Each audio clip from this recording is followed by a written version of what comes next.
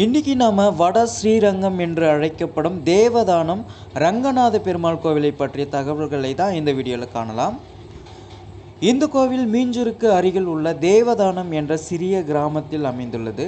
திருச்சியில் உள்ள ஸ்ரீரங்கம் கோவிலை போலவே இங்கிருக்கும் மூலவர் காட்சி அளிப்பதால் இது வட ஸ்ரீரங்கம் என்று அழைக்கப்படுகிறது.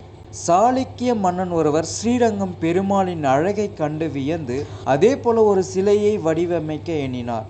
அந்த சமயத்தில் இந்த பகுதியில் ஒரு விவசாயி நெல்லை அளந்துவிட்டு களைப்பில் ஒரு மரத்தடியில் படுத்திருந்தார்.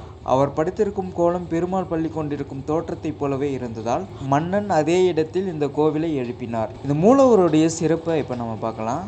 இங்கிருக்கும் ரங்கநாத பெருமாள் 18.5 அடி நீளமும் 5 அடி உயரமும் கொண்ட பிரம்மாண்டமான உருவம். இமயமலையிலிருந்து கொண்டு வரப்பட்ட சாலிகிராம கற்களால் இந்த மூலவர் சிலை வடிவமைக்கப்பட்டுள்ளது. பெருமாள் தனது வலது கையை தலைக்கு அணைத்தபடியும் இடது கையை நீட்டியபடியும் ஆதிசேஷன் மீது பள்ளி கொண்டுள்ளார்.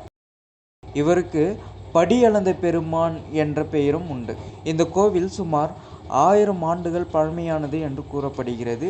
இது திவ்ய தேசங்களில் ஒன்று இல்லை என்றாலும் மிக சக்தி வாய்ந்த மற்றும் அழகான ஸ்தலம்.